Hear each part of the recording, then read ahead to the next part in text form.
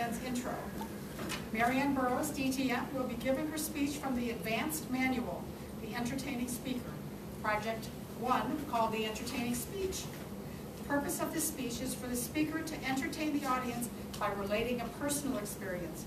Organize the speech for maximum impact and use vivid words to relate to your audience. Time is 5 to 7 minutes, and her title is Hair. With that, I give you Marianne Burrows.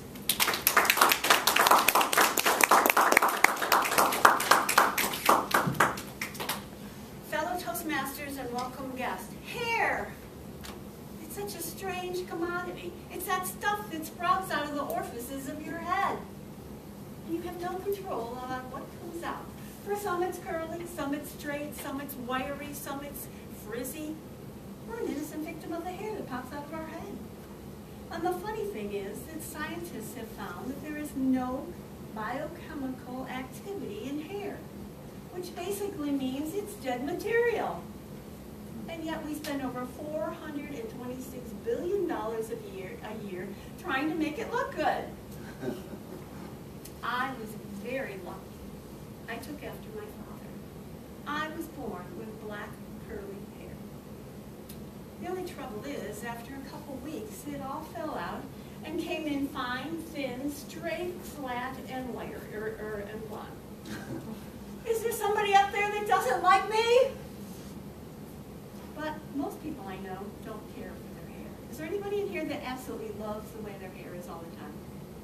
2 people. 3 people. 4 people. All right, not bad, because I only know 2 before today.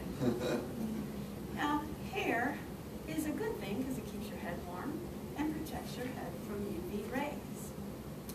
And we are marked by hairstyles throughout the decades. When I say the Beatles, well, the mop top look comes to mind. Marilyn Monroe, blonde blonde hair.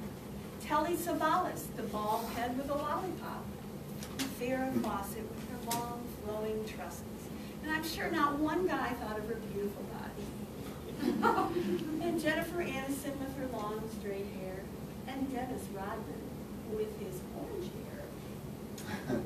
Now, not only does hair have a significance to our history in remembering decades, it is also a reflection of our political and social status.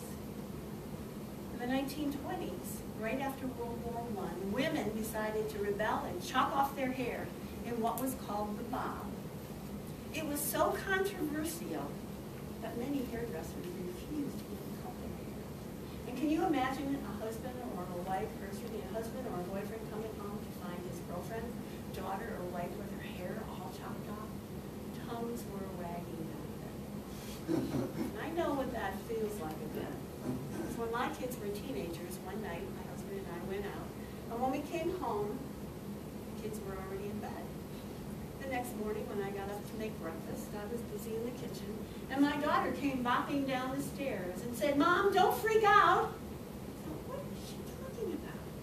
And I looked up, and my daughter, whose hair was about waist length, was cut into this very short pixie look.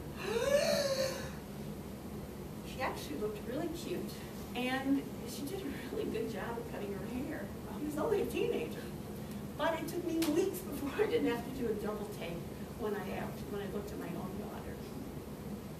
So the opposite of the 20s was the 60s, when both men and women wore their hair long and straight in the hippie movement to protest the war in Vietnam. So these are like symbols impressed in our minds and memories of our history. Now, hair commercials have dominated TV since its inception. Do you remember Brill Cream, a little dab'll do you for that nice slick back look? Or Clairol, only your hairdresser knows for sure. Even if you're 95 years old and your hair is still jet black, not one person would ever suspect it. And since then, hundreds of products have been advertised that promise to make your hair shinier, fluffier, more beautiful. And yet most people still don't like their hair. And it doesn't matter if you're rich or poor. I remember Bob Barker on The Price is Right. He came out from the curtain with snow white hair. His hair had always been jet black. You could tell he was visibly uncomfortable as he walked out and explained to his audience that he'd been tinting his hair for many years and it was starting to turn blue. So his hairdresser suggested that he dye it dark. And when they attempted to dye it, it turned red. So he decided to go el natural. And from then on, his hair was Snow White.